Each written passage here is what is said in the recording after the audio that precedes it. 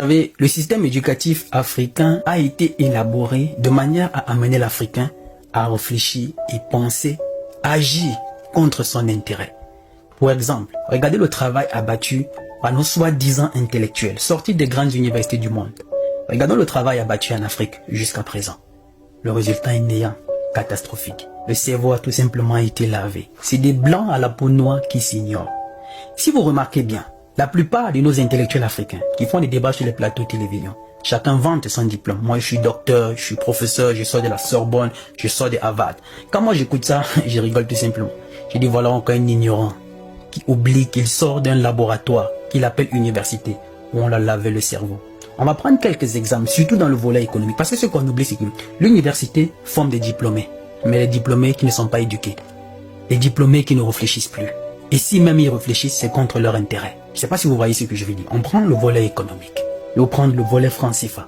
Juste notre monnaie, franc CFA, pour que vous puissiez comprendre. On a des économistes chevronnés en Afrique qui sortent de cette prestigieuse université. Je ne vais pas citer les noms ici, voilà, pour que ça ne puisse faire de la polémique. Ils sortent des grandes universités dans le monde, qui ont même occupé des grandes fonctions dans des instances financières internationales. Mais qui veulent nous faire croire que le franc CFA, c'est une bonne monnaie pour l'Afrique. C'est une chance pour l'Afrique. C'est une monnaie forte. C'est une monnaie stable. Ils veulent se mentir à eux-mêmes. Mais pourtant, le français lui-même qui nous fait la monnaie là, il est convaincu que si quelqu'un bat monnaie pour toi, tu lui es subordonné.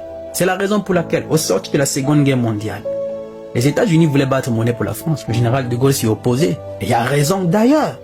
Parce que si quelqu'un bat monnaie pour vous, mais vous lui êtes subordonné. De Gaulle, c'est l'insulte suprême, parce que les attributs de la souveraineté depuis 20 siècles, c'est de pouvoir battre monnaie. Hein, si quelqu'un bat monnaie à votre place, vous lui êtes subordonné, vous n'êtes plus rien. Si quelqu'un bat monnaie pour vous, c'est que voilà, cette personne tient votre économie. Mais on a des économistes africains chevronnés qui sortent des grandes universités qui nous disent que c'est une chance pour l'Afrique. Mais ils n'ont pas tort. Ils sont la conséquence du moule dans lequel ils sont sortis, du laboratoire dans lequel ils sont sortis. C'est quoi ce laboratoire? Ces universités-là. On les a lavé le cerveau. On les amène à réfléchir contre leur intérêt. Et voilà la conséquence. Chaque année, il y a des Africains qui sortent des prestigieuses universités dans le monde. Mais quand ils arrivent en Afrique, regardez tous les plans qu'ils ont déjà élaborés jusqu'à aujourd'hui. Le résultat est catastrophique, néant. Voilà pourquoi notre continent est ce qu'il est.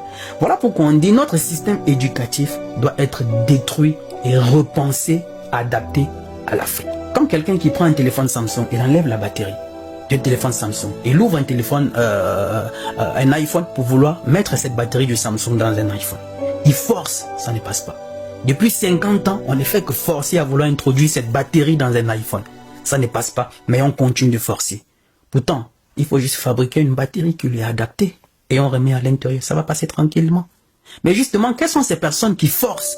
Ce sont ceux qui sont sortis de ces universités-là, qui est justement la conséquence de leur système éducatif, qui doit nous amener à penser dans leur intérêt, qui nous disent non, il faut toujours forcer, forçons, ça finira par passer. Mais depuis plus de 50 ans, la sortie des indépendances, on ne fait que forcer.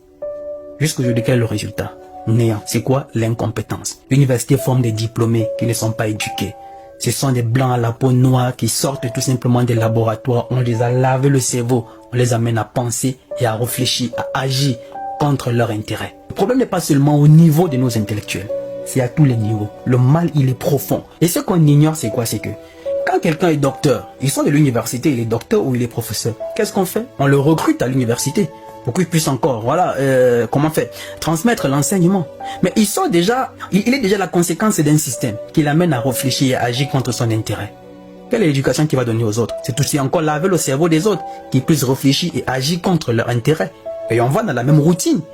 Dès que tu sors, tu es docteur, professeur, on te recrute. Tu retransmets la même chose aux autres.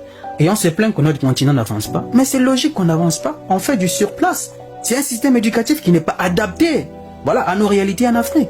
On doit avoir le courage de tout casser, détruire et le repenser à nouveau. Moi qui le dis, je ne suis pas allé très loin à l'université. C'est juste que parfois, il faut prendre un peu de recul et voir la réalité en face. Nous sommes aujourd'hui au XXIe siècle. Et chaque Africain doit être capable de voir la réalité de notre continent en face. Parce que chaque Africain doit se considérer comme un enfant unique. Quand tu es enfant unique de ta mère, enfant unique de ton père, tu n'as pas droit à l'erreur. Tu prends les bonnes décisions. Donc chaque Africain doit se considérer comme enfant unique de l'Afrique. Sortir du divertissement.